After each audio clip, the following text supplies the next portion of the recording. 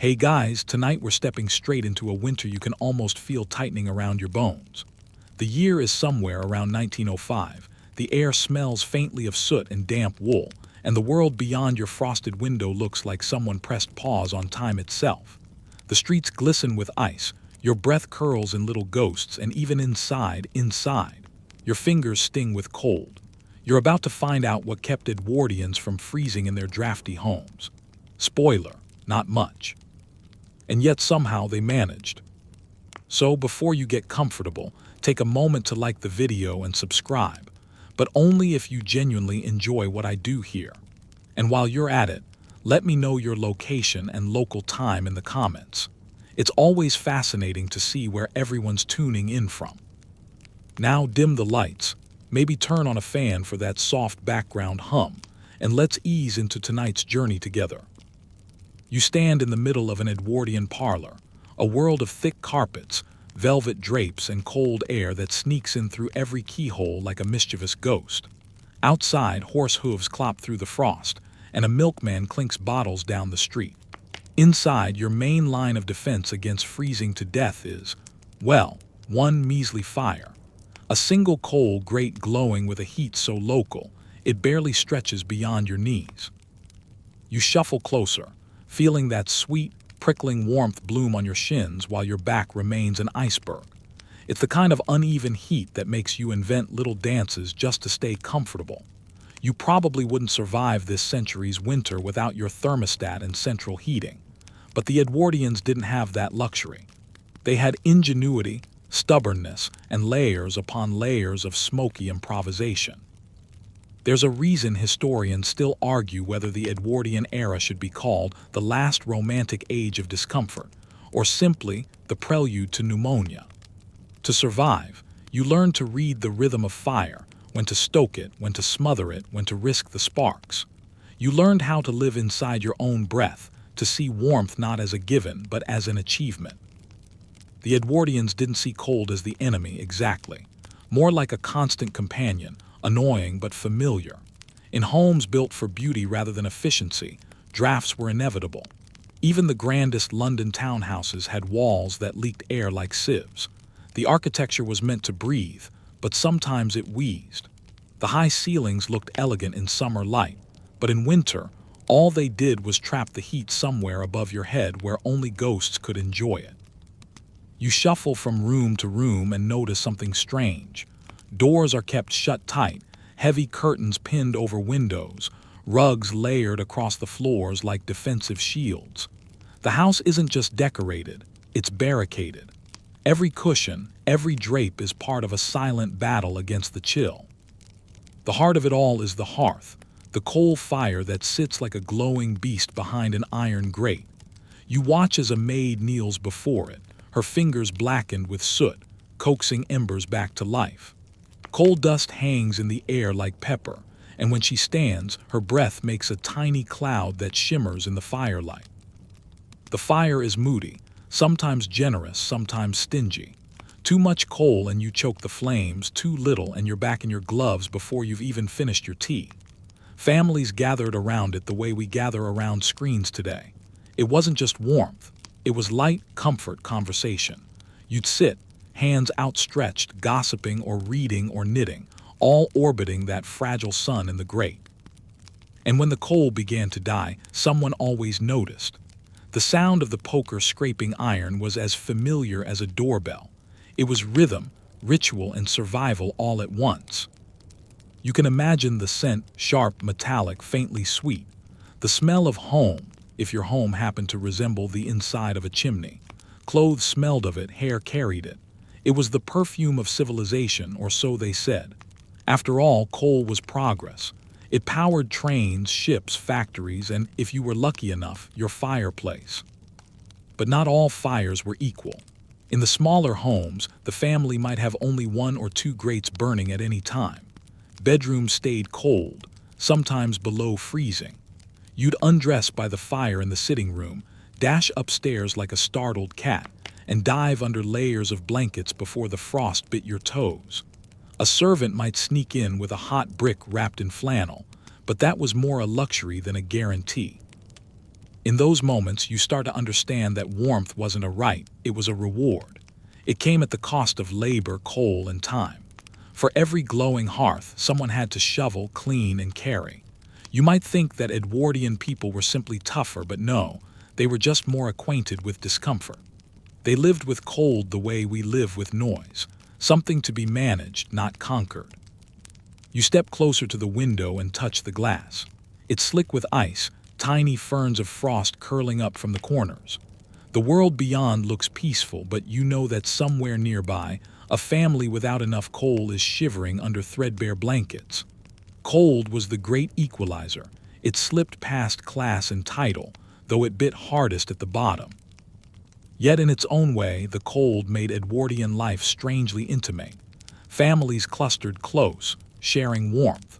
Servants and masters lived under the same drafty roofs, breathing the same smoky air. The flicker of firelight blurred the strict social lines, if only for an evening. And through it all, the rhythm of winter continued.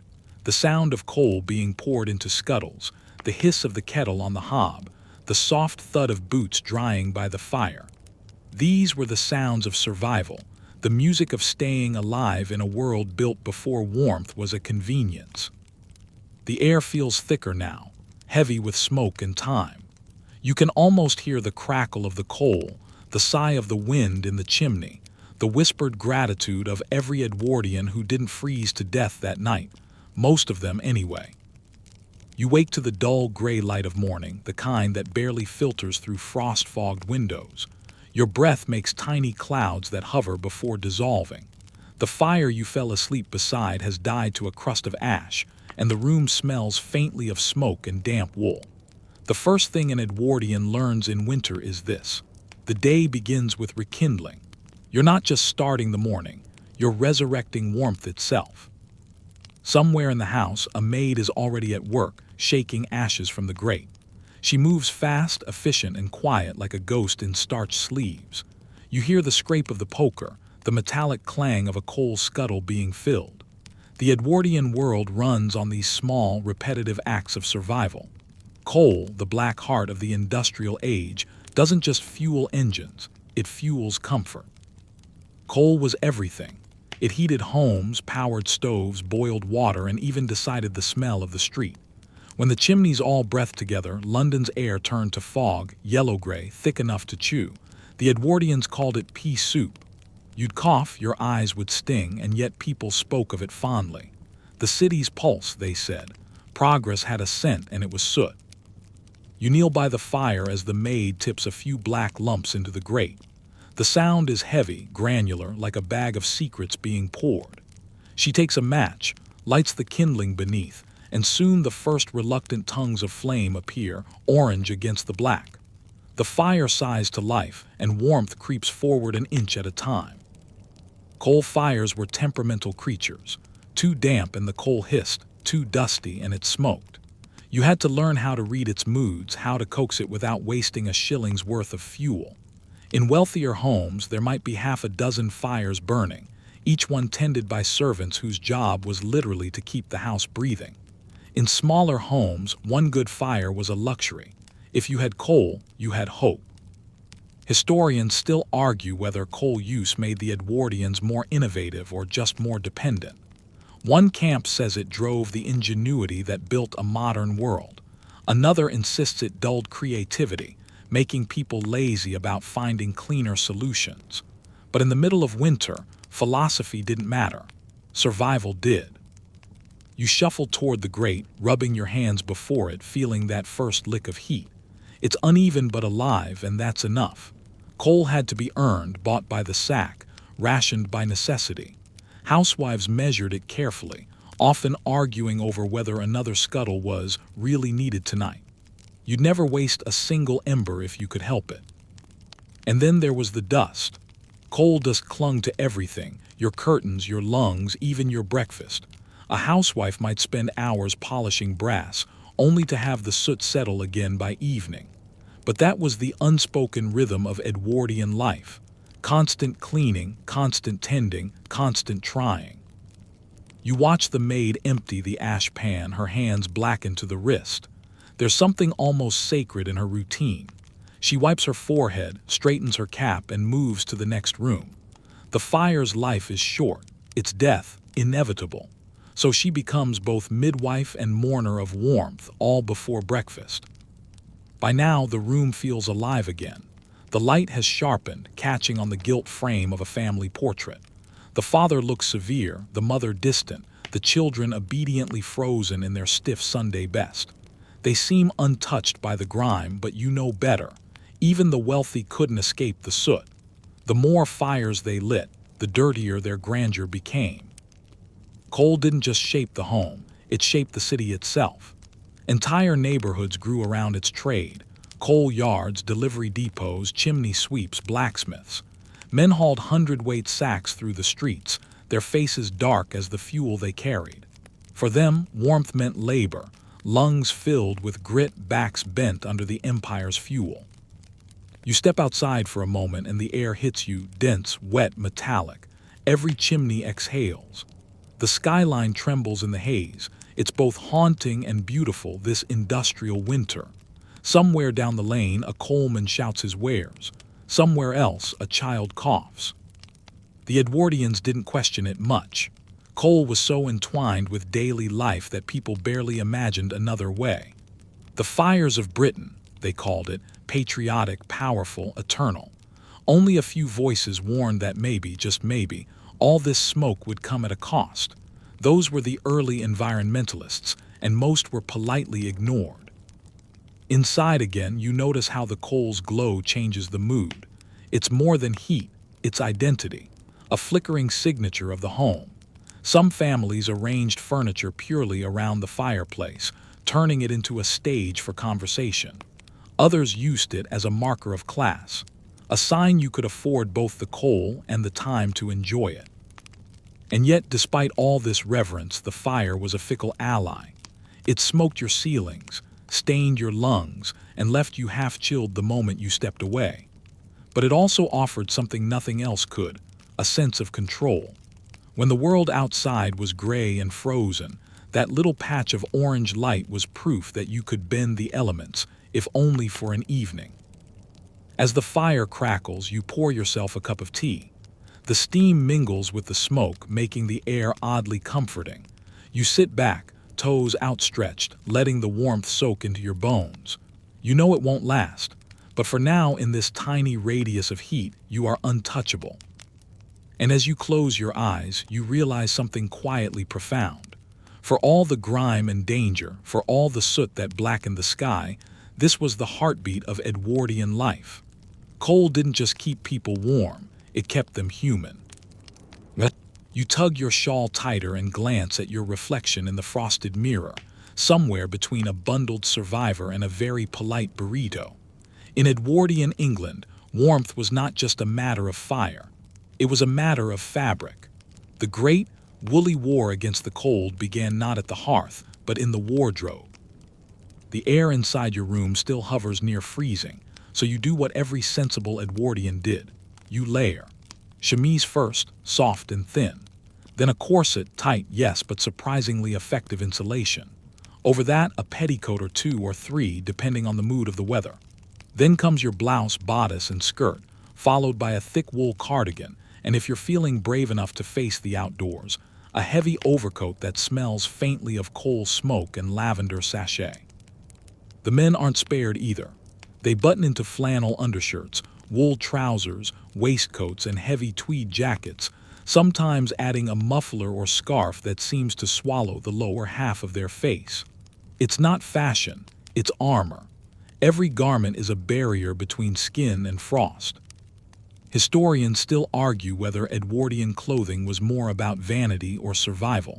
The silhouettes were elegant, yes, tailored, sculpted, almost architectural, but every layer had a purpose. The thick fabrics trapped air and the corsetry held heat close to the core. The result?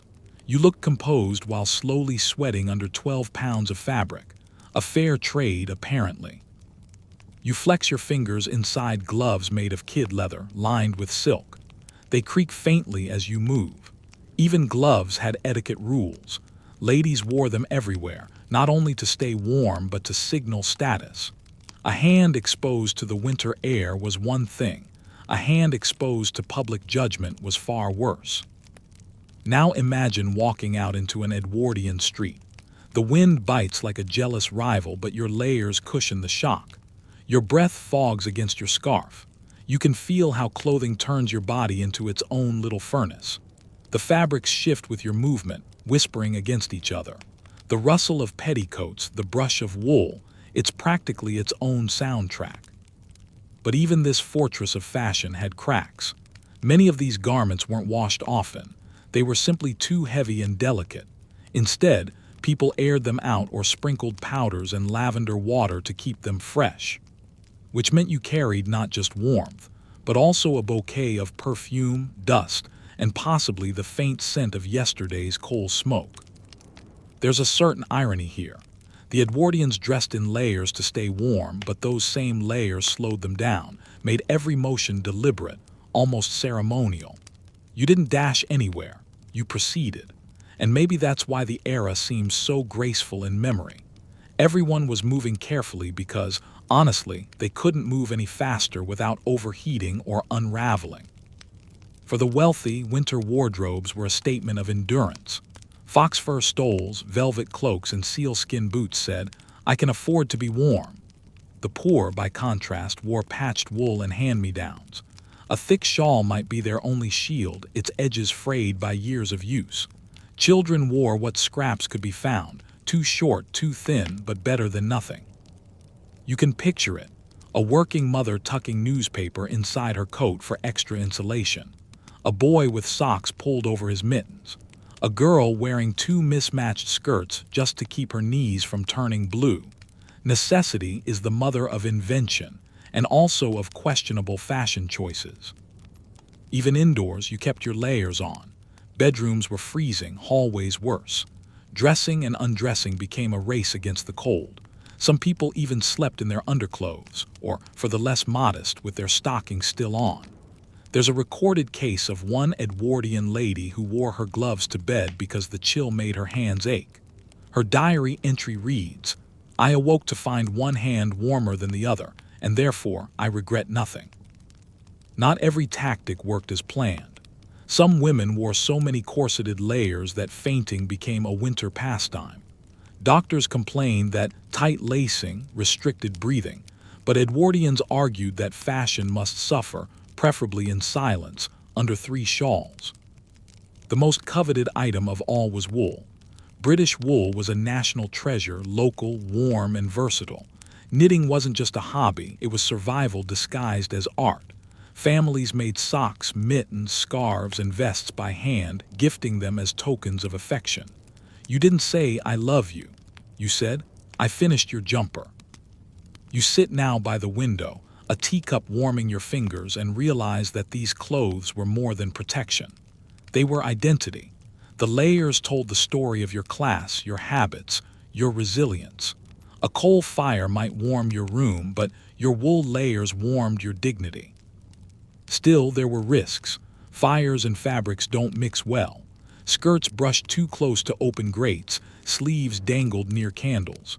Fire accidents were so common that some housewives pinned their hems up before tending to the hearth. "Better immodest than ignited," one quipped, a line that deserves a plaque. The layering, the texture, the ritual of getting dressed, it all blurred the line between fashion and survival. You weren't just putting on clothes, you were assembling your own weatherproof exoskeleton. And when you finally stepped outside, you looked poised and deliberate, like a figure in an old photograph, untouched by cold, time, or the small indignities of chapped skin. Yet under all that wool and whalebone, you were human, breathing steam into the morning air, sweating quietly under your finery, and hoping the wind wouldn't find a way in, because it always did. And as the day drifts on, you start to realize warmth in the Edwardian world wasn't just physical, it was psychological. To feel warm was to believe you were warm, to wear confidence like another layer. And if that didn't work well, there was always another scarf. You climbed the narrow staircase at the end of a long day, your candle flickering against wallpaper patterned with ivy and shadow. The warmth of the fire downstairs fades with each step until, by the time you reach the landing, the air feels sharper, thinner, like breathing in glass. Welcome to the Edwardian bedroom, where the day's last battle against the cold begins. There's a moment of hesitation before you touch the brass handle of your door. It's freezing, biting against your skin. You push it open and exhale a soft laugh that turns visible in the air. The room is beautiful in that melancholy, Edwardian way: lace curtains, carved bed frame, a jug and basin on the washstand. But the cold swallows every hint of comfort. Even the wallpaper looks frosted at the edges. Your bed sits like an island in this chilly sea, piled high with blankets that could double as sandbags. This is where the nightly ritual of survival unfolds. You strip down to your long underwear, shivering as you go, and reach for the heavy contraption that every Edwardian cherished: the bed warmer. It's a brass pan with a long wooden handle, filled with embers or hot coals and slipped carefully between the sheets. You slide it back and forth, the metal squealing softly against linen. Steam rises faintly from the fabric, and for a moment the bed looks alive, breathing warmth. The trick, of course, is to remove it before it scorches the mattress or sets your sheets ablaze. A cozy night, after all, isn't worth an accidental funeral. If you're less daring, or simply less wealthy, you might make do with a heated brick wrapped in flannel or an old stoneware bottle filled with hot water. The cheaper homes favored these humble miracles. You'd hug the warm brick to your chest, sigh, and whisper a quick prayer that it wouldn't leak or crack. Historians still argue whether these objects were ingenious or simply desperate. On one hand, they reflect a kind of domestic cleverness, turning scraps of heat into security. On the other, they reveal just how little insulation Edwardian homes had. Stone walls, wooden floors, and single-pane glass meant that the temperature inside often wasn't far from outside. You crawl into bed, pulling the covers up until only your nose is exposed. The cold sheets sting at first, but soon your body heat begins to fight back, creating a fragile little ecosystem under the blankets. You can almost hear it: the slow warming of the linen, the sigh of the mattress as it gives in to comfort. But make no mistake, sleeping warm wasn't guaranteed. Families rationed firewood and coal carefully, and most households didn't keep fires burning overnight. Bedrooms were considered healthier when cold. Doctors preached that chilly air stimulated the constitution and prevented illness. You might wake up half frozen, but at least you'd be robust. That's one way to spin hypothermia. For the upper classes, of course, comfort was a performance. In grand homes, servants would sneak in before dawn to rekindle fires, ensuring the master and mistress never faced the indignity of shivering. Some even had warming closets built into their rooms, little cupboards where clothes and bed linens could be gently heated before use. You can imagine the pleasure of slipping into pre-warmed stockings while the rest of the country froze. In smaller cottages and city flats, it was different. The family might share a bed or even huddle together on the floor, wrapped in coats and shawls. It wasn't sentimentality, it was survival. Children were tucked in like parcels, layer upon layer. The sound of teeth chattering was as common as church bells. Then there were the blankets themselves. Wool, of course, sometimes patchwork, sometimes striped. A good blanket was worth its weight in comfort. In rural areas, they were often handmade, passed down through generations, imbued with a kind of quiet pride. This one kept your grandmother warm through the blizzard of '88, someone might say, tucking it around your shoulders. You lie there now, wrapped and cocooned, listening to the house creak. The wind outside makes the window panes rattle like teeth. Somewhere, water freezes in the pipes with a faint, hollow crack. The cold is alive. It has personality. And you, beneath your fortress of bedding, can almost feel it lurking just beyond the edge of the quilt, waiting for an opening. Your candle gutters low. The room dims, the fire in your brick fatting to a comfortable warmth. You imagine the lives happening around you, maids sleeping in unheated attics, children bundled in shared beds, lovers whispering through clouds of their own breath. Every Edwardian night was a negotiation between comfort and endurance. There's an oddly romantic quality to it. Cold demanded intimacy. Lovers curled closer. Families shared warmth without shame. Even loneliness had texture. You felt it in the chill that filled the empty side of the bed. Warmth, when it arrived, wasn't just physical. It was human. And yet, for all their clever tricks, warming pans, heavy drapes, mountain-like bedding, the Edwardians still woke most mornings to see their breath rising in the air. You'd rub the frost from the inside of your window and watch the weak sunlight creep across the rooftops, grateful simply to have made it through the night without freezing. You shift beneath the blankets, drowsy now, and picture all those quiet bedrooms across England, fires gone cold, bricks cooling, families dreaming in the frost. It's humbling to think that comfort, something we take for granted, was once an art form. The Edwardians didn't just go to bed, they prepared for battle. And tomorrow, when the fire is lit again, when the maid's footsteps echo in the hall and the first coal crackles to life, the war for warmth will begin anew. But for now, in this fragile cocoon of heat, you drift between worlds, half asleep, half Edwardian, knowing that for tonight at least you're winning. Morning again, and you wake to the muted chatter of a house finding its rhythm. Somewhere downstairs, a door shuts with a soft thud. The kettle begins to hiss. The cold still lingers, but it's different now, tempered by routine, dulled by habit. You pull on your robe and slippers and make your way toward the hearth, that steadfast heart of Edwardian domestic life. The parlor is already alive with motion. The fire crackles and someone's rearranging chairs. The air smells of coal, toast, and just a whisper of damp wool. You lower yourself into an armchair near the grate, careful not to block the heat, an unspoken household law. The hearth isn't just furniture, it's hierarchy. Whoever sits closest wins. For Edwardians, warmth wasn't democratic. It was earned, inherited, or served. The fire reflected more than temperature. It reflected status.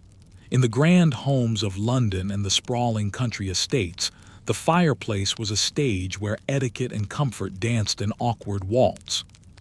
The master of the house might sit in the commanding chair, newspaper spread like a flag of ownership, while his wife hovered nearby with embroidery or a letter.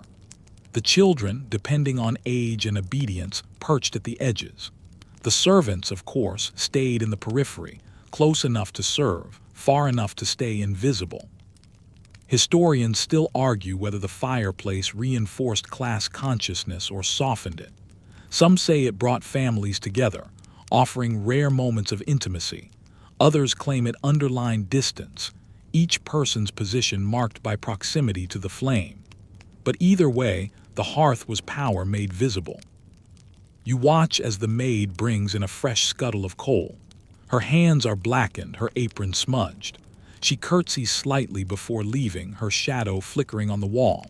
For her, the fireplace is a workplace, a thing to be managed, not enjoyed. She'll tend half a dozen more before breakfast, each one belonging to someone else. Meanwhile, the family basks. The children argue over who gets to poke the fire, a coveted role in any Edwardian household. The father sighs contentedly, the paper rustling.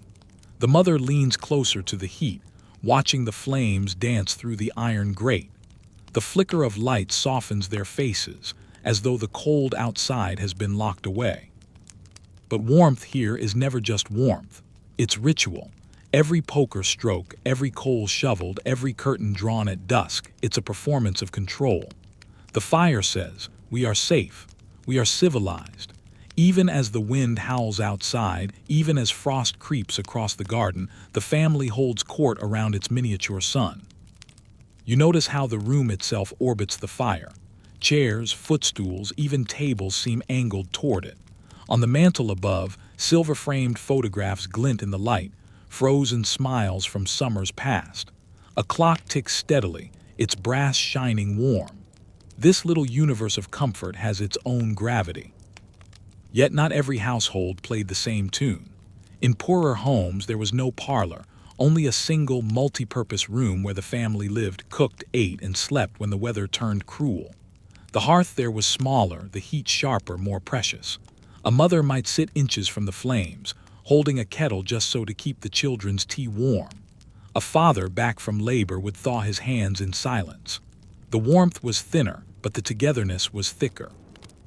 The contrast was striking. In one home, the fireplace was a symbol of order and refinement.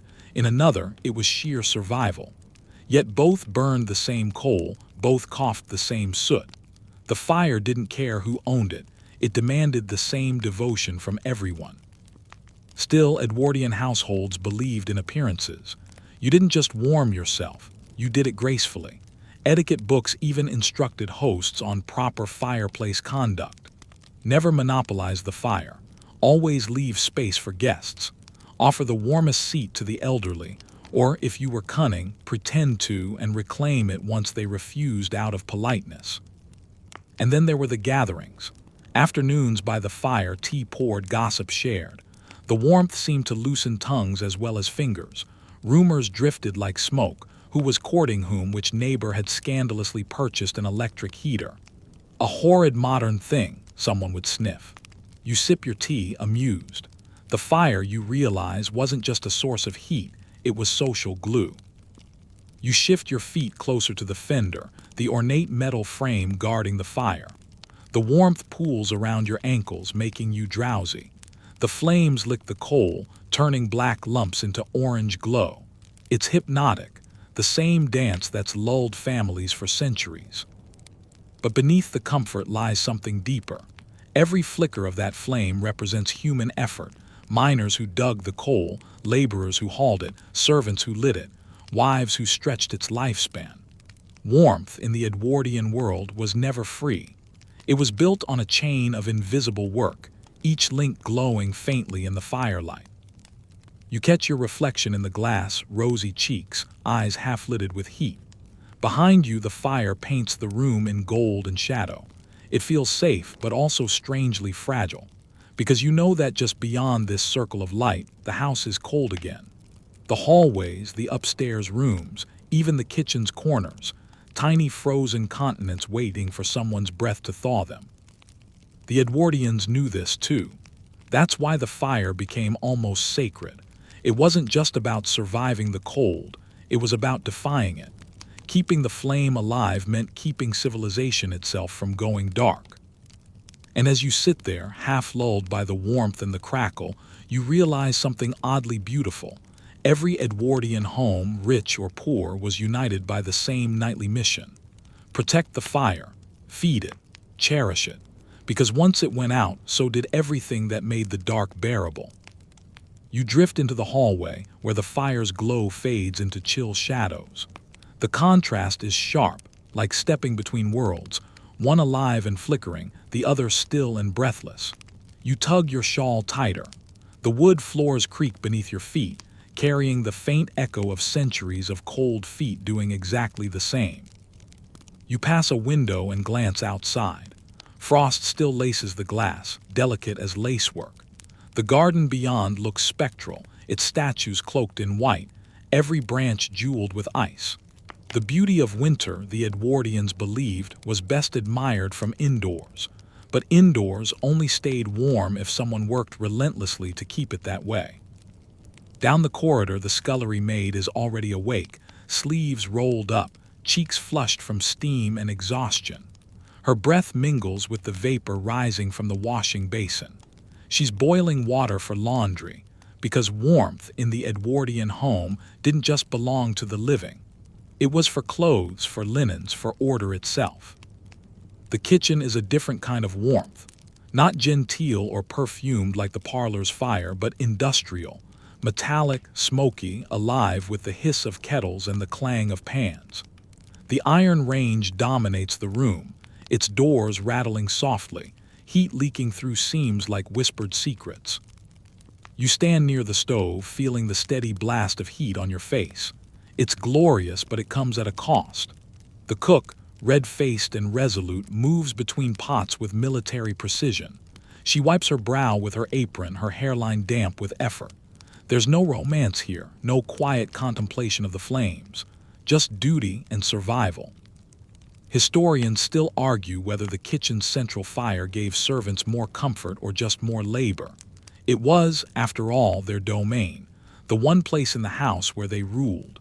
But that rule came with blistered hands and blackened fingernails. The hearth fed everyone, yet it consumed those who tended it. You crouch slightly to peer into the range. Inside, a mix of wood and coal burns in a steady, controlled inferno. The fire's fed twice as often as the parlor, since meals and hot water depend on it. Above, drying racks hang from the ceiling, suspending damp socks, aprons, and tea towels in a permanent fog. The air smells faintly of bread dough, ash, and iron. Here, warmth is utilitarian. Every calorie of heat has a purpose: baking, boiling, thawing, cleansing. Nothing wasted, nothing sentimental. You watch as a pot lid rattles, steam bursts upward like a sigh. The maid rushes to adjust it, muttering under her breath. You can tell by her expression that she's memorized this dance. The fire's temperament must be read like a mood: too hot and the sauce curdles, too low and dinner delays. And yet, in the midst of all this toil, there's a strange sense of pride. The kitchen hearth is an achievement of discipline, a controlled flame in a chaotic world. The cook knows how to make it obey, to coax warmth out of stubborn coal, to keep it steady through long winter nights. You think of the kitchens in grander homes, cathedrals of labor with roaring ranges, copper pots polished like altars, and a small army of servants orchestrating heat like a symphony. The warmth there was abundant but never shared. Upstairs, dinner guests dined in elegance, oblivious to the inferno that made their comfort possible. Still, even in the humbler Edwardian cottages, the kitchen held its dignity. A single iron stove might heat both the meal and the household's morale. Families would gather near it not just to eat, but to mend, read, and talk. The stove became a silent witness to their lives, their laughter, their arguments, their endurance. You notice the cook open the flue a touch wider, releasing a puff of soot. She murmurs something about keeping it breathing. That's the secret, you realize. The Edwardians thought of fire almost like a living creature, temperamental, hungry, needing air and attention. Neglect it and it sulked or died. Feed it right, and it rewarded you with warmth that seemed to wrap the very soul. A small cat slinks into the kitchen, settling by the stove's side. Smart creature. It knows where survival lives. You watch it curl up, purring softly, the picture of domestic triumph. The cat doesn't care about class or decorum. It understands warmth in the purest sense. It's tempting to think the Edwardians suffered endlessly through their winters, but moments like this tell a different story. They adapted. They learned the rhythms of the flame, the tricks of layering warmth, the art of finding comfort in labor. For every parlor fire that signaled refinement, there was a kitchen fire that represented resilience. You dip a ladle into the pot, sampling the soup. It's rich and hearty, the kind of meal that makes your stomach feel like it has its own fireplace. The cook glances at you and smirks. "Better than freezing," she says, half joking. You nod, she's right. And as the clatter of the kitchen fades into the hum of the day, you begin to see the house as a single organism, each room a lung or artery, every fire its pulse. The warmth isn't constant, but it circulates, sustaining life through sheer will and repetition. Outside, frost still grips the hedges, but inside, thanks to women like her, the cold stays at bay, not banished, just negotiated with. A quiet truce between human determination and the relentless breath of winter. The day presses on, the pale winter sun struggling to peek through the smeared glass. You pull your shawl closer and wander toward the upper floors, where warmth grows thin and courage grows essential. The servants have already hauled up the coal scuttles, leaving faint black smudges on the stair rail. You can almost feel the temperature drop with each step, like climbing from a cozy underworld into the frozen heavens of Edwardian domestic hierarchy. Upstairs is another universe entirely. Bedrooms here live in an uneasy truce with the cold, perpetually losing ground. The air tastes faintly of dust and lavender sachets. Curtains are drawn tight against the windows, but still, A thin draft snakes across the floor like an invisible intruder. You can sense the chill waiting in ambush, beneath the bed, inside the wardrobe, whispering through every keyhole. And yet the Edwardians had their defenses. You pause beside a dressing table, admiring the arsenal of winter comfort. Thick eiderdown quilts, flannel nightshirts, sheepskin slippers, and perhaps most prized of all, the hot water bottle. The hot water bottle wasn't an Edwardian invention, but this was its golden age. You can picture it now. A red rubber or copper vessel filled with near-boiling water, tucked carefully under the sheets a few minutes before bed. It wasn't just heat, it was a small miracle. That moment when you slid your cold feet under the covers and found, waiting for you, a patch of artificial summer. You pick one up, well-worn, dented, smelling faintly of rubber and soap, and you can imagine how cherished it was. For children, it was comfort. For the elderly, it was survival. Even pets got their turn with one, wrapped in towels and placed at the foot of the bed. Historians still argue whether Edwardian heating technology made people tougher or merely more inventive. You'd think living in near-freezing bedrooms every night would breed resilience. Yet the evidence suggests the opposite. Endless colds, rheumatism, and chilblains plagued even the wealthy. People didn't harden against the cold. They learned to negotiate with it, one hot water bottle at a time. You sit on the edge of the bed and run your hand across the heavy blankets. The layering system here borders on architectural. Sheets of linen, then wool, then eiderdown, sometimes even a horsehair mattress topper underneath. Each layer trapping precious air, each fold creating a tiny barrier between flesh and frost. By the time you're fully covered, you weigh almost as much as a small piano, but you're warm. And then there were the bed curtains. Ah, those ingenious little fortresses. The Edwardians didn't invent them either, but they kept them far longer than you'd expect. Heavy velvet or chintz curtains drawn tight around a four-poster bed transformed it into a tent, a private cocoon where one's breath condensed into fog against the fabric. The air might be icy outside, but within that curtained world, it was almost tropical. You imagine yourself there now, lying back, listening to the wind batter the window panes while your own breath fills the small space with warmth. It feels almost womb-like, a fragile victory over the elements. You realize that to the Edwardians, sleep wasn't just rest, it was strategy. Of course, getting into that bed was another ordeal. You picture an Edwardian woman braving the chill in her nightgown, her candle flickering as she rushes from the fireplace to the mattress, diving under the covers as though escaping a snowstorm.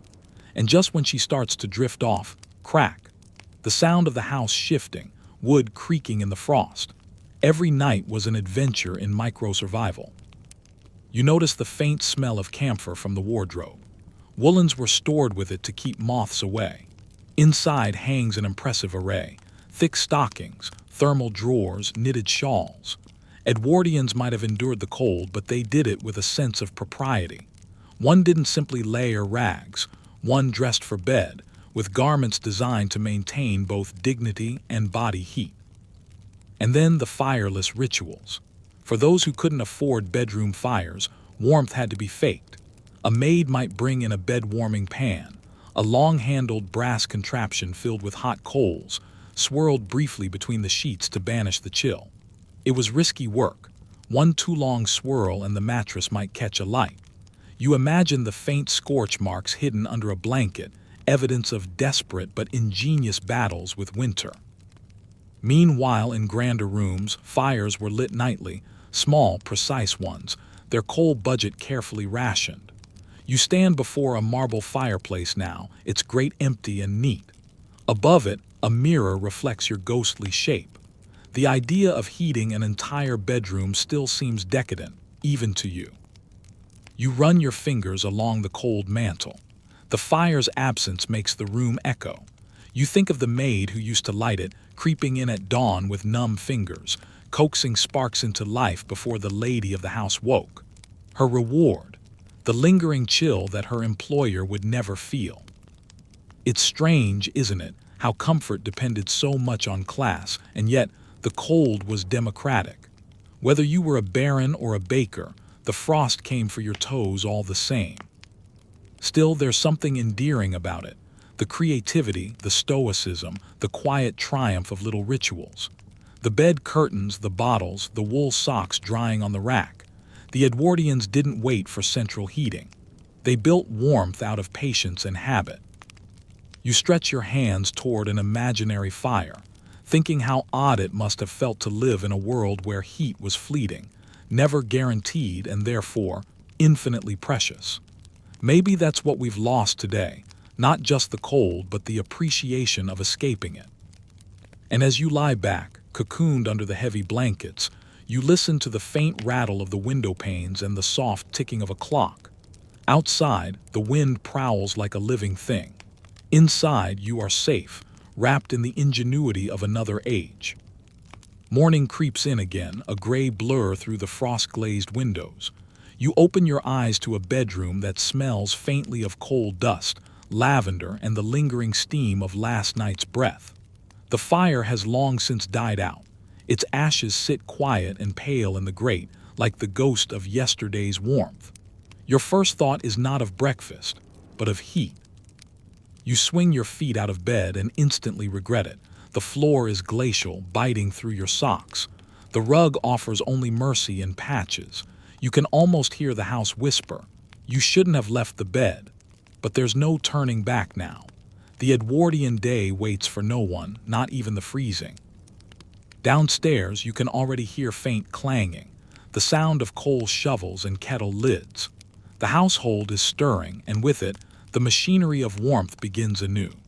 You wrap yourself in your robe and shuffle toward the dressing table, where another weapon against the cold sits gleaming in the dim light, the Edwardian warming drink.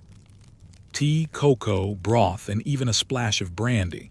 They were all part of a ritual that wasn't just about taste, but about survival.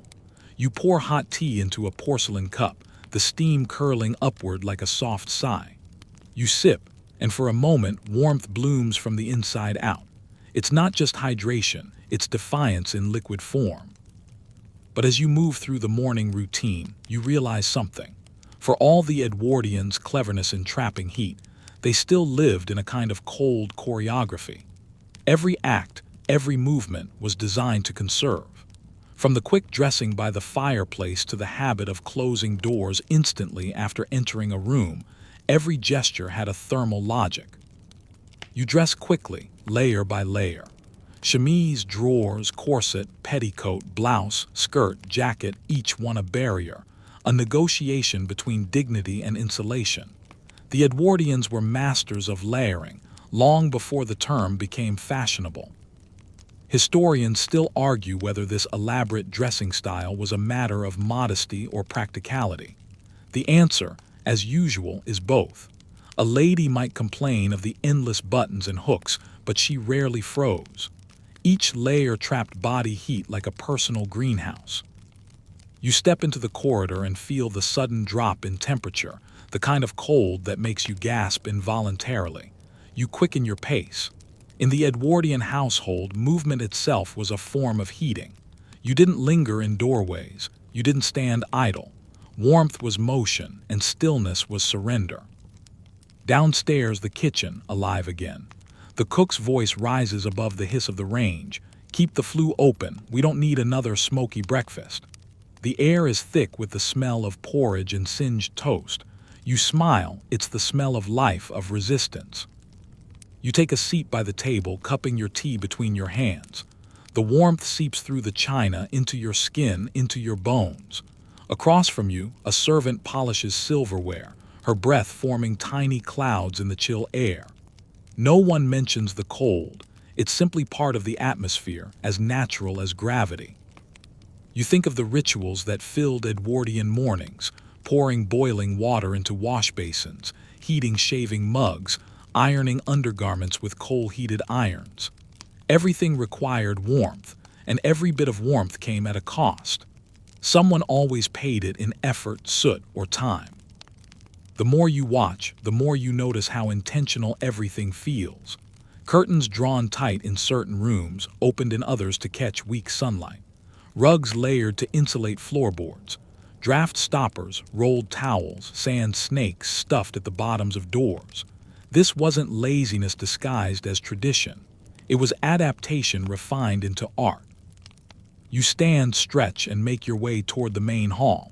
Here, the grand staircase gleams faintly, the banister cold under your fingertips. The foyer is colder still, almost punishingly so. This is the part of the house the fire never reaches. The air feels heavier, denser, as though the cold itself is a tenant. You pause before the front door, peeking through the frosted glass. The world outside is still white and silent. The milkman's footprints mark a single, heroic path through the snow. You shiver and step back, imagining how it must feel to work outdoors in such weather. The Edwardians did it daily. Postmen, lamplighters, coachmen, all braved the frost with little more than wool coats and grit. You picture their faces, red and raw, yet stoic. They weren't waiting for spring. They were the machinery of winter. You return to the parlor where the morning fire has been lit again. The familiar crackle greets you like an old friend. You settle into the armchair and extend your hands toward it, savoring that first shock of heat. It's not just physical, it's almost spiritual. You realize the Edwardians didn't see fire as background, they communed with it. There's a certain reverence in how they treated flames. No idle poking, no reckless waste. The fire was coaxed, not commanded. You find yourself mimicking them, adding a coal with care, adjusting the grate like a ritual gesture. You could almost believe the fire senses gratitude. A clock chimes softly in the distance. The rhythm of the day has begun again. The tending, the layering, the sipping, the conserving. You exhale, watching your breath dissolve in the faint warmth. And for a moment, you understand what kept the Edwardians from freezing. It wasn't technology or architecture or even coal. It was attention. 1,000 small, deliberate acts that added up to survival. You smile to yourself. The fire pops, the cat yawns, and you think, maybe that's the secret we've lost. Today, warmth comes with a switch. Back then, it came with patience. You spend the morning listening to the house settle into its rhythm. Fires crackling, water simmering, coal scuttles clanking somewhere in the background. The day outside never seems to brighten. Even noon feels like twilight. Through the lace curtains, the sun looks like a pale coin pressed against glass. Winter in Edwardian Britain didn't so much arrive as endure. It seeped into everything, your bones, your habits, your thinking.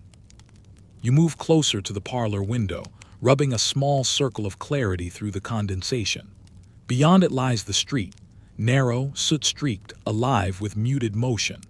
A boy in a flat cap trudges past with newspapers under his arm, his breath clouding in front of him. A milkman leaves bottles at a doorstep, his hands bare, the glass rims frosting in seconds. And there at the corner stands a lamplighter. He's steadying his ladder against a tall gas lamp, striking his pole-mounted taper to ignite the mantle. It flares to life, a small, golden eye in the fog. You watch as he moves on, leaving a trail of faint orbs glowing behind him like breadcrumbs through the mist. Those lamps, those stubborn little beacons, were another weapon against the cold. Not physically, perhaps, but psychologically. The Edwardians feared the dark winter as much as the frost, and so they lit the night itself. Gaslight had transformed cities by this time, filling streets and drawing rooms alike with a kind of manufactured warmth. It didn't truly heat the air, but it gave the illusion of it, a soft glow that turned icy corners into bearable spaces. The flicker of flame behind glass, the hiss of the mantle, it made people feel less alone. You step back and glance at the lamps inside your own house, oil lamps perhaps, or newer gas ones. Their light trembles slightly, gilding the wallpaper in amber tones. The shadows that stretch across the ceiling are long, alive, and somehow comforting. You can almost feel the light pressing back against the cold as though declaring, "We still hold the night." Historians still argue whether gaslight truly improved the Edwardian standard of living or merely disguised discomfort in a prettier hue. There's a poetic irony in it, they say. People bathed in golden glow while their rooms stayed freezing. Yet, What mattered wasn't the temperature. It was the illusion of civilization holding steady against the dark. You light another lamp, turning the brass knob until the flame steadies. The hiss sounds like a sigh. The air takes on that faintly metallic scent, half clean, half dangerous. You recall stories of gas leaks, fainting spells, and asphyxiations. Comfort always carried risk in this age, but still, they chose light. As evening creeps closer, the transformation begins. Curtains are drawn early, always before dusk, to keep the cold from creeping in. Fireplaces are stoked, lamps are trimmed. The whole house shifts into its nighttime defense posture.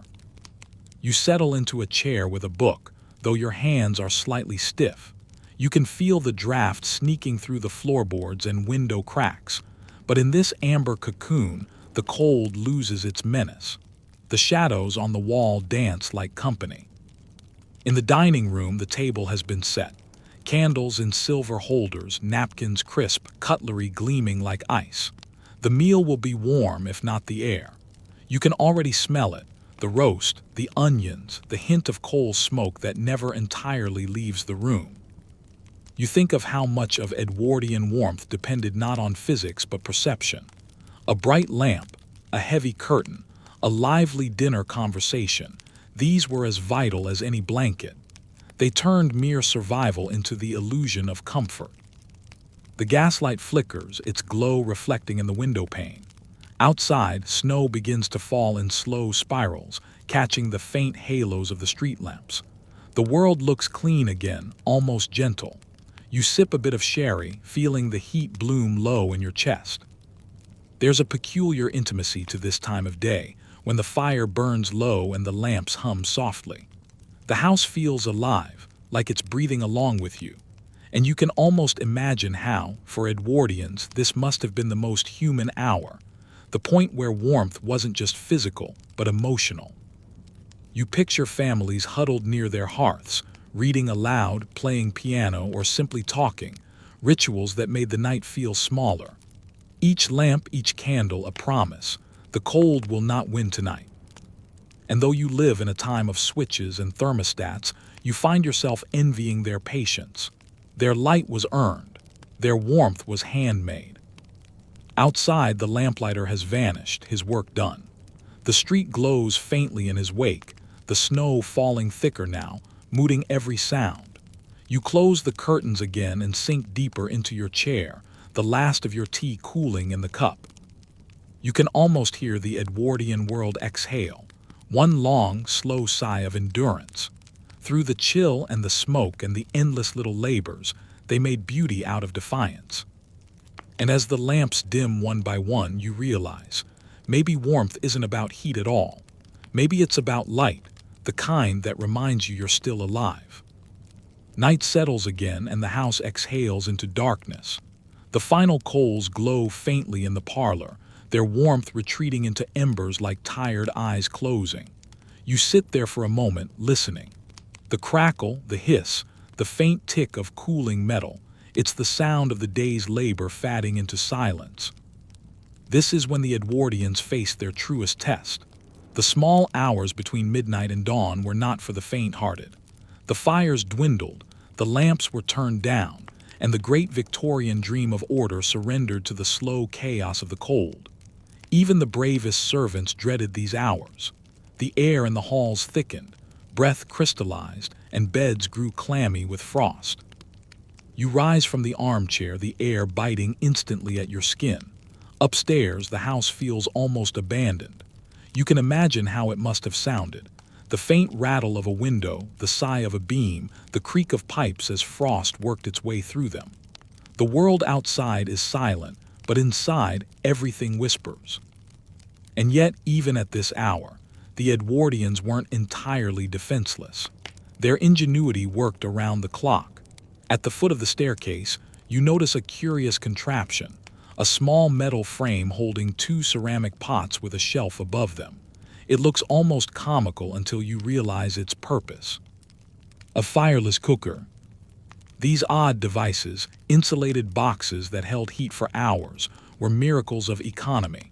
You heat the ceramic cores in the oven, tuck them inside the cooker, and then nestle a pot of stew or pudding between them. By nightfall, the food was still warm. It wasn't glamorous, but it kept bellies full and kitchens from freezing. You lift one lid slightly. The air still carries a ghost of yesterday's warmth, faint but stubborn.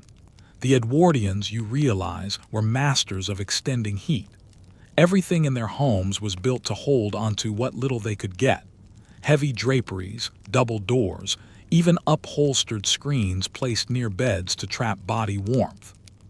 Historians still argue whether these late-night strategies came from thrift or necessity, but perhaps it doesn't matter. Necessity always becomes tradition eventually. You pad softly into the servants' quarters. The corridor is narrow, the walls plain and unadorned. A draft slips under the door like a thief. You push it open and step inside.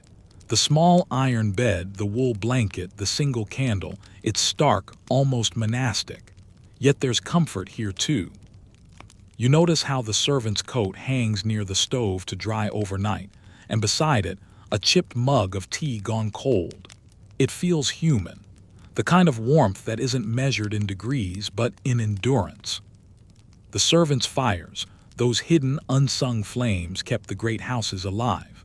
Before dawn, the scullery maid would rise in the dark, grope her way to the kitchen, and relight the range from embers preserved overnight. Sometimes she'd use a scrap of newspaper, sometimes a twist of straw dipped in oil. The goal was simple but sacred: keep the flame alive no matter what. You crouch before the cold hearth, imagining the first crackle of kindling, the hesitant spark, the sigh of heat returning. That sound would have meant hope. Another day survived, another night conquered. Not all homes were lucky enough to keep embers burning. In smaller cottages, fires were allowed to die completely to save coal. Morning meant starting from scratch, striking flint, blowing through smoke, coaxing flame like a prayer. You can almost hear the muttered curses, the shivering hands shielding the tiny spark. And then there were the accidents. The Edwardians walked a fine line between warmth and disaster. Chimney fires were terrifyingly common. Clothes drying too close to the hearth could ignite in seconds. A stray ember could undo a lifetime's thrift. Still, they risked it daily, because the alternative, freezing silently through the night, was worse. You make your way back to the main hall. The floorboards feel colder than ever, the chill rising like fog. You can see your breath now, pale wisps in the faint light. The house has entered its coldest hour, the time before dawn when even the air seems to hesitate. And then faintly you hear it, the first stirrings of the cook below stairs. The clatter of coal, the scrape of metal, the sigh of an opening damper. A small glow flickers to life somewhere deep in the house, and with it, a pulse returns. It's astonishing how quickly life follows heat. Within minutes, the pipes groan, the kettle begins to hum, and the smell of smoke rises again. The house wakes the same way every day, through an unbroken chain of ritual and labor. You pour yourself a bit of the broth left from last night, reheated now on the new fire. It's salty, comforting, simple. It's the taste of survival. As you sip, you realize something quietly profound. In the Edwardian world, warmth wasn't a luxury. It was a philosophy. It was the rhythm of care, of continuity, of persistence. Every flame tended was an act of faith. Every ember preserved a small rebellion against the endless cold. You set down your mug and gaze toward the stairs. The house, now faintly glowing again, feels alive in its own way. Its walls hum softly, its pipes rattle like laughter. The warmth is returning, not sudden, not perfect, but patient, always patient. And as the first blush of dawn creeps through the frost-streaked window, you understand how they managed it, how Edwardians didn't freeze to death, most of the time. They lived by the flame, worked for it, worshipped it. And in the silent hours when the world turned to ice, they believed, stubbornly and beautifully, that morning would always come. The morning creeps in with its usual quiet resistance. Frost still edges the windows, tracing delicate veins across the glass like something alive. You rub your palm against the pane and feel the faint chill bite through your skin. The world outside hasn't softened yet. It's still hard, silver, and unforgiving. But inside, the rhythm of warmth has begun its slow return. Downstairs, the stove hums again, fed with a few precious shovels of coal. The smell of it fills the house, dry, acrid, strangely comforting. You follow it to the kitchen, where the day's first true warmth lives. You can almost see the scene. The cook standing before the great black range, sleeves rolled up, cheeks flushed from the heat. Behind her, the scullery maid scrubs a pan in icy water that steams faintly in the cold air. The rhythm is hypnotic. Scrape, clatter, hiss.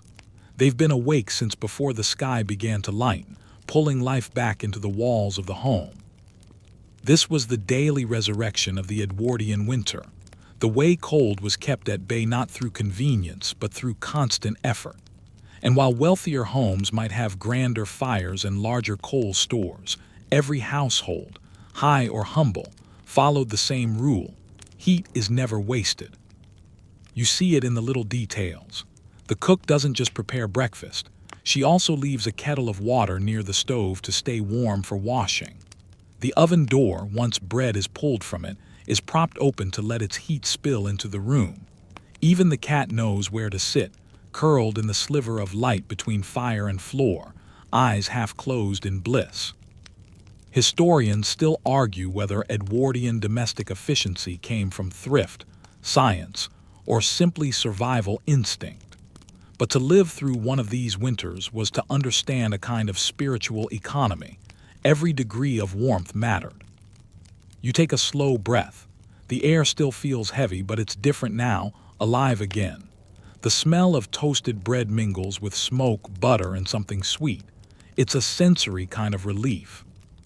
Then you think of those who didn't have this luxury. The urban poor, crammed into drafty tenements with nothing but thin walls and a candle stub. In London alone, thousands relied on communal bakeries or penny hot water houses, where people could warm their hands for a few minutes or fill a tin with boiling water to take home. The poor man's hot water bottle, essentially, a desperate sort of comfort. You can picture it, workers huddled around the bakery door, clutching tin cans, shivering and laughing anyway. Humanity, like warmth, always finds a way to persist. You lean on the table beside the fire, feeling its gentle pulse. For a moment, the kitchen feels like the center of the universe. In Edwardian homes, it was. The range wasn't just for cooking, it was the lifeblood. It heated water, dried clothes, and warmed the air. It even dictated the social hierarchy of the house. Those nearest the fire were nearest to comfort. And in the evenings, when the day's work was done, the servants would often gather near it too. A few quiet minutes of shared warmth before sleep.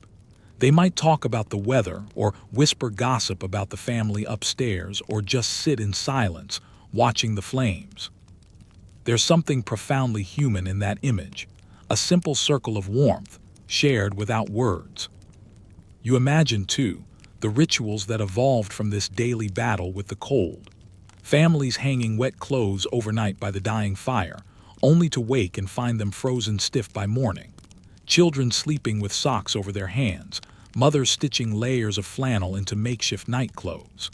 Some would heat bricks in the oven, wrap them in cloth, and tuck them into beds before sleep. The smell of baked fabric must have become part of the scent of winter itself.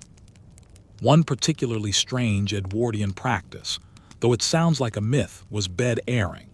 People believed you had to let your bed breathe during the day to prevent dampness and chill from breeding illness. So every morning, sheets were thrown back, windows cracked open, even in freezing temperatures. Doctors recommended it, maids dreaded it. There's something almost heroic in the thought, choosing fresh, icy air over comfort in the name of health. The science behind it was shaky, but the intention was sound. They didn't have the luxury of warm rooms and dehumidifiers.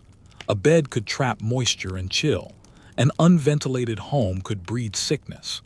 The Edwardians learned that warmth wasn't just heat, it was the balance between fire and fresh air. You pour yourself a cup of tea from the steaming pot. The mug warms your hands instantly, And for a moment, you think of all the unseen moments that kept people alive in those frozen seasons. The coal miners in Wales, chipping black diamonds from the earth so that others could heat their homes.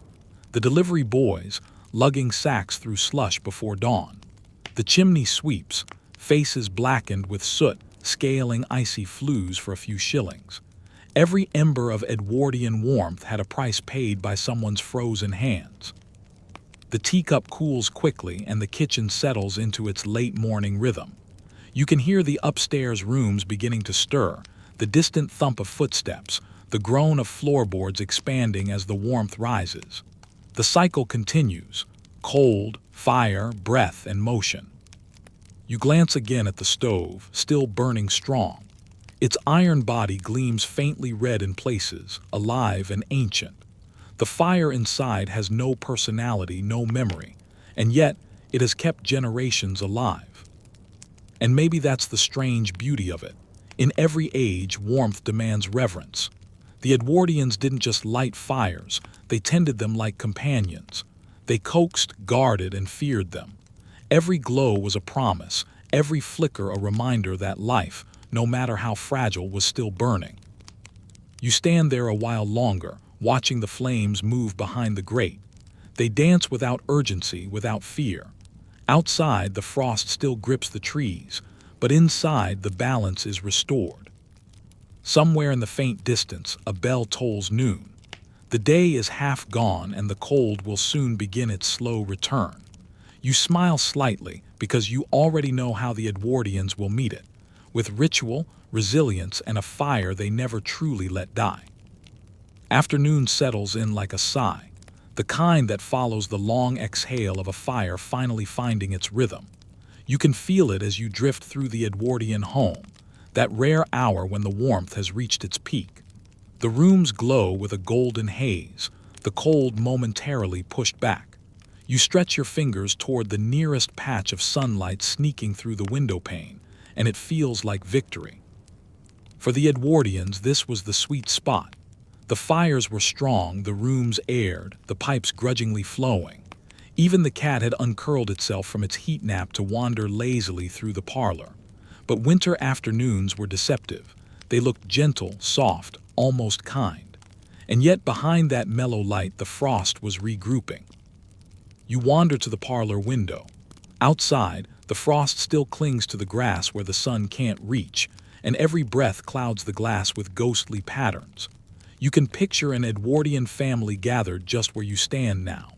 The father in his armchair, the newspaper trembling faintly as he complains about coal prices. The mother knitting by the fire, her hands moving like small machines of comfort. Children sprawled on the carpet, inventing games that require no running. Because the further you stray from the hearth, the colder your toes will get. It's domestic peace, but it's fragile. The warmth always was something you earned. Even in well-to-do homes, the fuel that kept these fires alive was rationed carefully. A ton of coal had to stretch weeks, sometimes months. Housekeepers became mathematicians of heat, calculating exactly how many shovels could be spared per day, how to rotate fires between rooms to keep pipes from freezing but not bankrupt the household. Historians still argue whether this meticulous fuel management was an art or an obsession. But when your survival depends on embers, every lump of coal is a small piece of destiny. And so, Edwardian afternoons often revolved around small acts of preservation. Heavy velvet curtains were drawn just before dusk to trap the day's warmth inside. Brass fire guards were positioned to deflect heat toward occupied corners. Doors were fitted with thick draft excluders stuffed with sawdust, straw, or even old stockings. One particularly creative trick, still debated by scholars of domestic history, was the warming curtain. Some households hung thick fabric just a few feet in front of the fireplace, creating a sort of private heat tent. The family would sit behind it to trap the warmth more efficiently, like a cozy greenhouse of survival. You can almost imagine the laughter, the small talk, the whispered jokes, everyone huddled behind their secret curtain, pretending they lived in a palace of comfort while the world outside froze solid. You pass into the hallway, where the air is immediately sharper. Every step away from the fire feels like stepping into another climate entirely. The Edwardian home was a geography of warmth, zones of safety surrounded by tundra. Bedrooms upstairs might drop below freezing by nightfall, water basins turning to ice, the mirror fogged and glittering with frost crystals. You pause on the staircase landing and picture it. The upstairs maid trudging up with a bucket of hot water, the steam rising like a ghost against the cold. She'll pour it carefully into the basin of the mistress's room, then retreat before the warmth fades.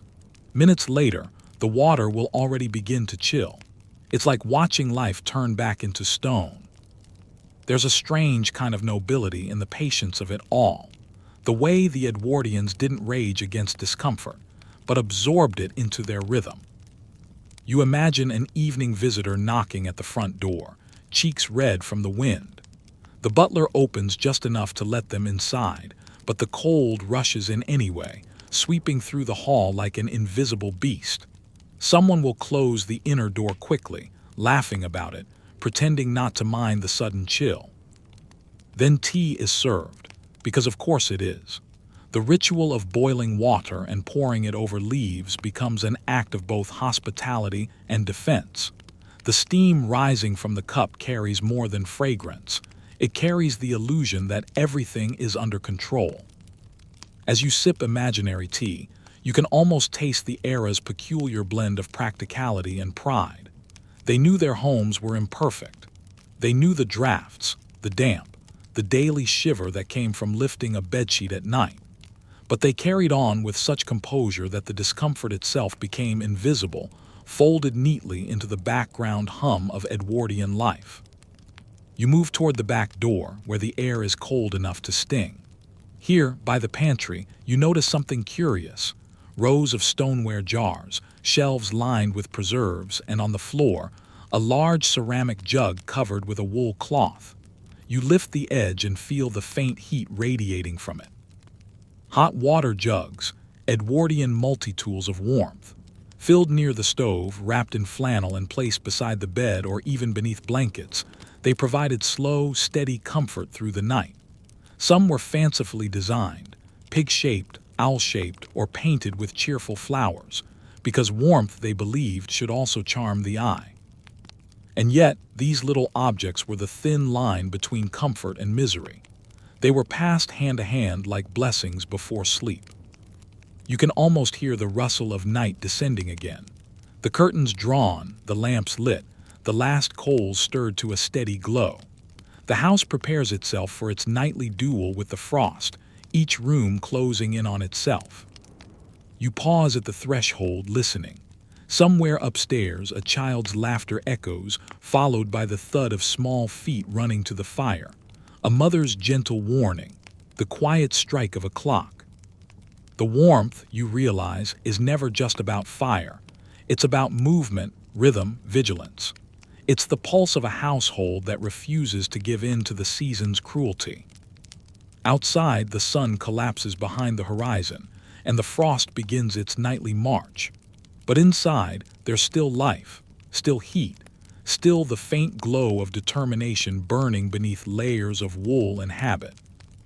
You exhale slowly, watching the last rays of daylight die on the floorboards, and you can almost feel the Edwardian promise humming through the air, soft, stubborn, and quietly triumphant. We will not freeze tonight. Evening again, the hour when the Edwardian home became a fortress of light against the encroaching dark. Outside, the frost sharpens its teeth, creeping along garden gates and window frames, turning puddles into plates of glass. But inside, the world glows amber. Firelight flickers on polished wood, shadows waver across wallpaper, and the house seems to breathe, alive again after another day's defiance. You stand near the hearth, hands outstretched, watching how the flames paint everything gold.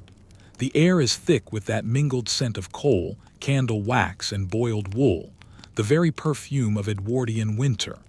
You can almost hear the low murmur of conversation, the faint hum of a piano in the parlor, a servant's footsteps soft as a cat. Evenings were when the Edwardians indulged their warmth, not because it came easily, but because it had been earned. The long day of fires, stoking, scrubbing, and hauling had bought these hours of calm. The room you stand in feels safe, layered with blankets, glowing lamps, and bodies closed together. But the irony was always this: comfort was a performance. Beneath the velvet curtains and polished silver, the cold was waiting. That's why so many winter evenings revolved around motion. The Edwardians believed in staying active, even indoors. Gentle dancing, card games, or parlor charades weren't just entertainment. They were survival tactics disguised as leisure. A round of laughter could keep blood moving better than a fire sometimes. Historians still argue whether the social warmth of Edwardian evenings was intentional, a psychological bulwark against the season, or simply a happy accident of manners. Either way, the result was the same. Connection became heat. You wander toward the dining room where a faint aroma lingers, something roasted, something rich. The Edwardians took their evening meals seriously, not just as ritual but as defense. A full stomach meant warmth from within, a concept older than science. Fueling the body was a literal survival strategy. The table is laid with white linen and faint candlelight. You can almost picture the family gathered there, sleeves brushed, cheeks flushed from the fire. The father carving a joint of meat, the mother quietly ensuring the pudding won't collapse. Servants move in practiced silence, keeping the courses warm until the moment of serving. Even timing was a weapon against the cold. Nothing left to cool too long, nothing wasted. At the far end of the room, a small brass heating pan sits idle. Once, it would have been filled with glowing coals, slipped beneath dishes to keep them warm during long dinners. Ingenious, slightly dangerous, and quintessentially Edwardian. You touch the handle, still faintly warm. Every small invention mattered. After dinner, the household drifts toward the drawing room. Music, perhaps. A bit of conversation or embroidery under the mellow glow of a gas lamp. The older generation nods off. The younger ones whisper. The fire burns steadily, reflected in glass-fronted cabinets where delicate china catches the light like captured embers. But in the quiet corners, the hallways, the stairwells, the servants' corridors, the cold creeps back. It always does. It seeps down the chimney flue, crawls through keyholes, gathers under doors. The house and the cold play a slow, endless game of siege. That's why you find them here, the strange, ingenious relics of defense. You spot a set of fire screens, embroidered panels on delicate wooden frames, placed before the hearth not to block the heat, but to protect delicate complexions from direct flame. Because in Edwardian thinking, being warm was good, but looking weathered by it, scandalous. There's also a foot warmer by the settee, a copper tin filled with hot coals, meant to rest under skirts or beneath carriage blankets. These little glowing boxes could keep a person from freezing on a long ride or a sleepless night. They were dangerous, of course. More than one historical account tells of scorched hems or fainting fits from inhaled fumes, but still they persisted. In your mind's eye, you picture a lady reading a novel by the fire, her feet tucked discreetly over one of these contraptions. The novel is probably something sentimental and tragic. The air smells faintly of singed fabric. She doesn't mind. The warmth feels luxurious. Then there's the bedchamber upstairs, the great stage for nightly endurance. The housemaid has been there already, you imagine. She's pulled back the covers, set out the flannel nightdress, and slipped in a heated brick wrapped in towel. A candle flickers on the dressing table, haloing a mirror with gold. You walk up the stairs, slow and soft as though retracing her steps. The floorboards chill your feet even through your socks. When you reach the landing, the air shifts, colder, thinner, touched by the smell of frost and candle smoke. Upstairs warmth never quite lasted. Still, the room feels prepared. The heavy curtains hang like sentries. The hearth has been lit earlier in the day and now glows faintly. The bed itself is a fortress, layers of linen, wool, and eiderdown forming a kind of soft armor. You press your palm into the top blanket and find it still faintly warm. The ritual of bedtime warmth was sacred.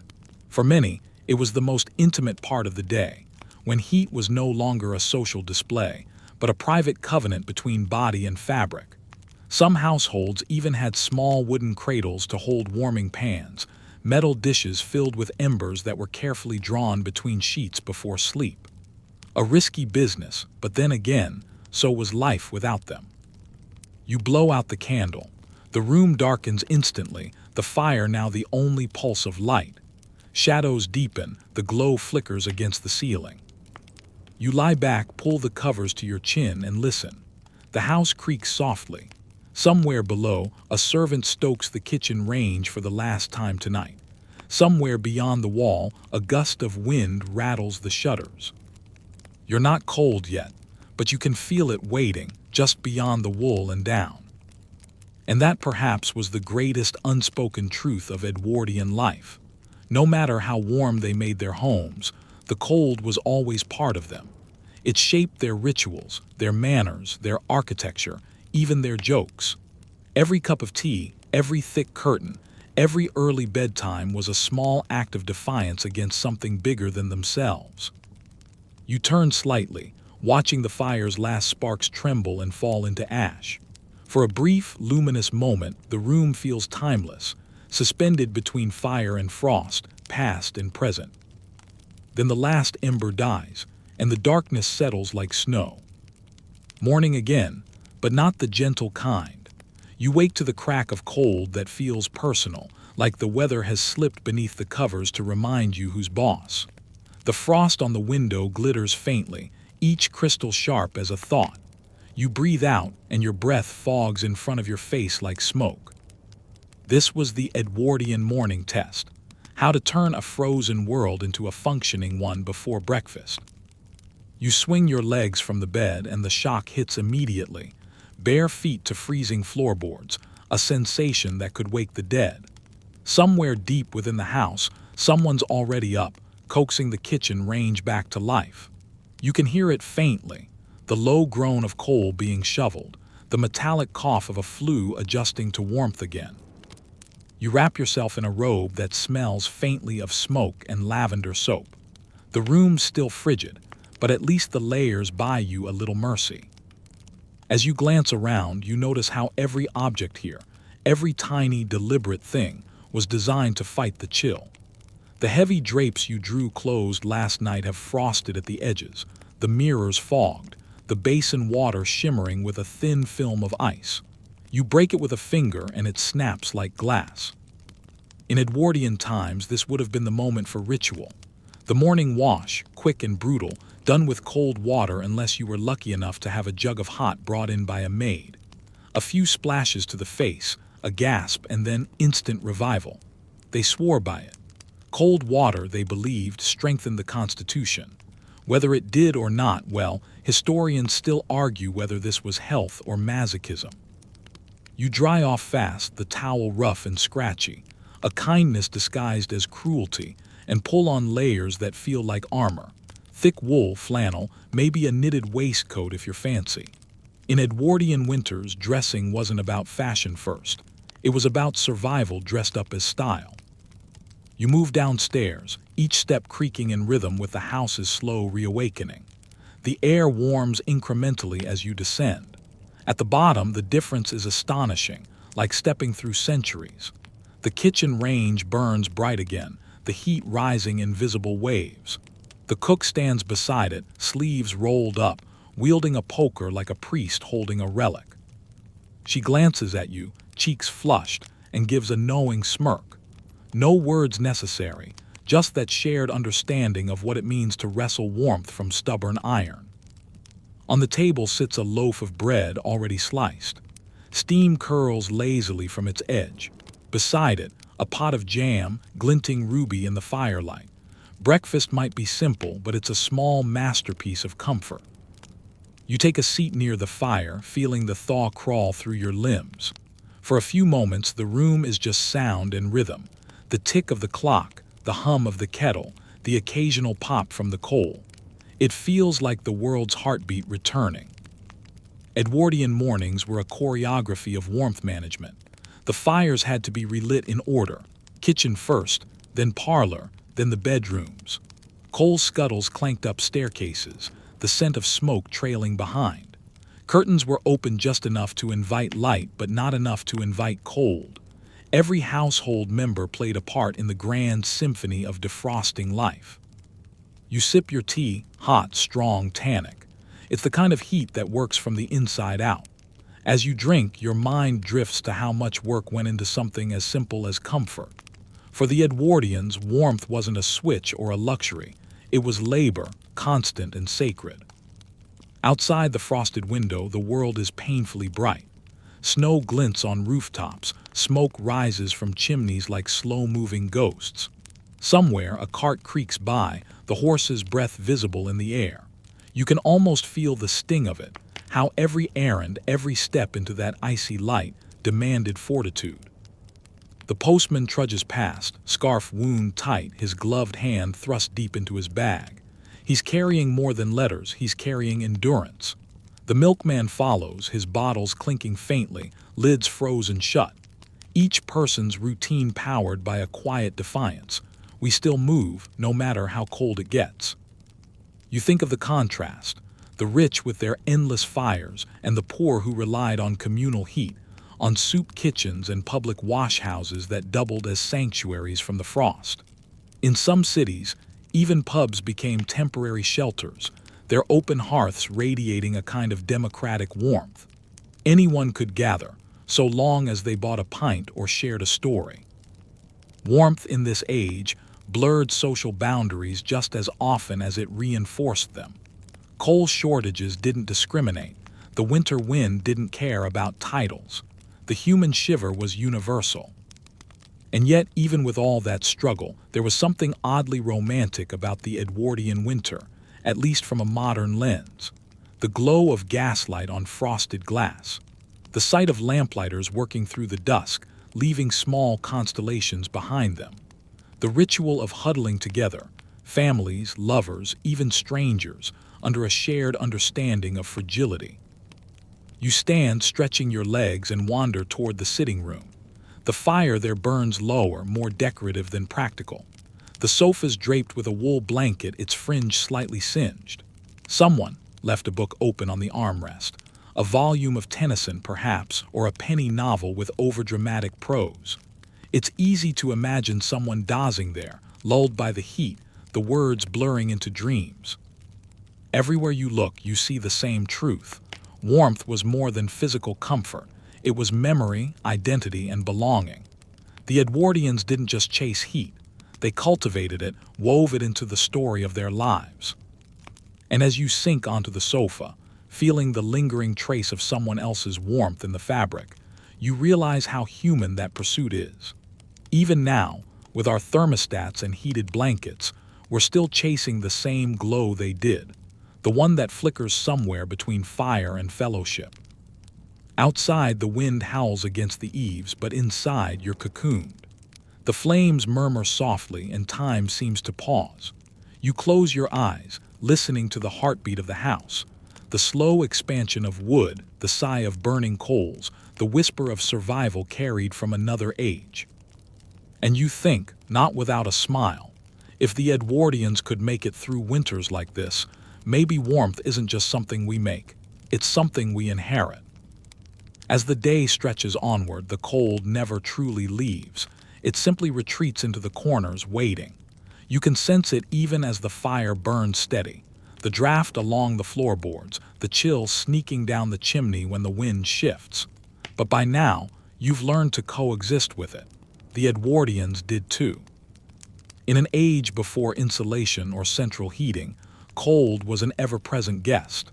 You didn't banish it, you managed it. And managing it meant structure, discipline, and a kind of choreography between body and house that feels almost ritualistic now.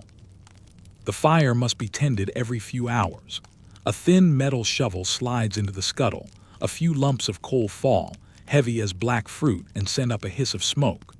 The poker stirs the embers until they bloom again, glowing orange and gold like the heart of the earth itself. Someone adjusts the fire guard, someone else draws the curtains tight. These are quiet acts of devotion, each small gesture a declaration against the season's indifference. By mid-morning, the rooms breathe warmth again. The parlor hums with quiet domesticity. The ticking clock, the faint scratch of pen on paper, the rustle of a newspaper, all familiar sounds wrapped in the glow of firelight. You imagine the Edwardian family here, the father reading the Times, his spectacles slipping down his nose, the mother mending a torn cuff, the children sprawled on the rug, their laughter competing with the crackle of coal. For them, winter wasn't only a hardship, it was a pause, a time to turn inward. The world outside was all frost and fog, but indoors became a kingdom of routine and comfort.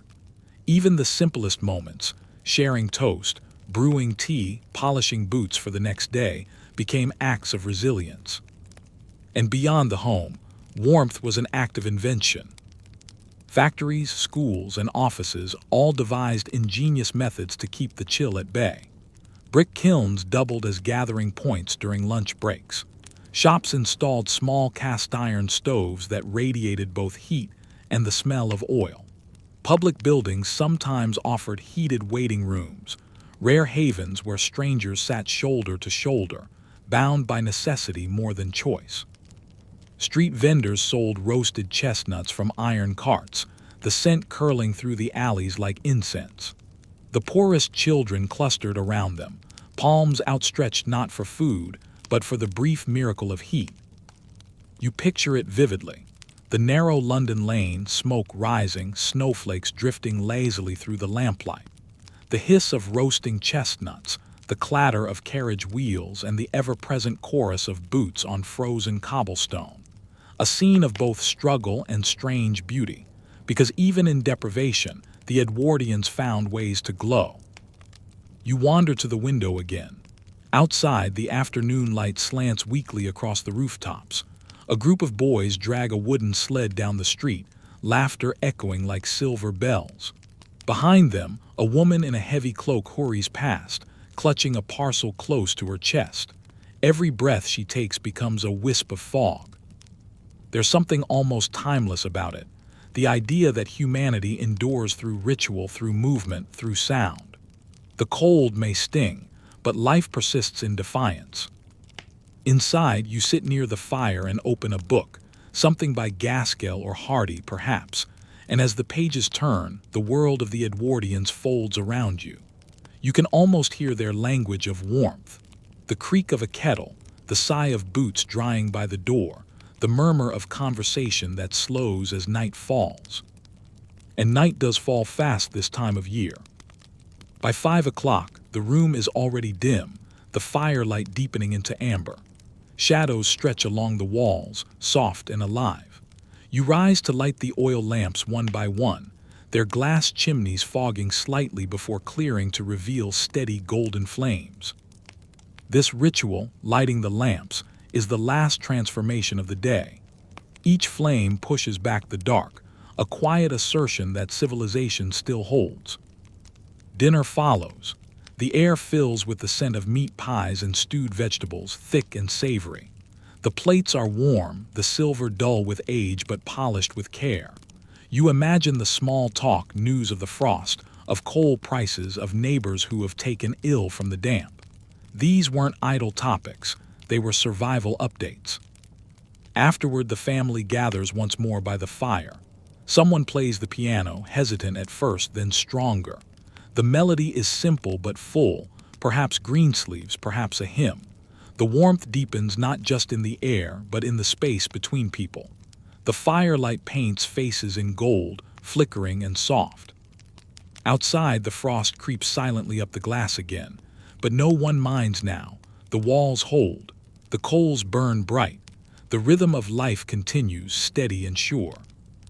And you, sitting there centuries later, realize what made the Edwardians endure wasn't just coal or wool or clever design. It was their relationship with the cold itself, a partnership of respect and resistance. They didn't deny winter's power. They danced with it, day after day, until spring finally took the lead. Even now, that lesson lingers.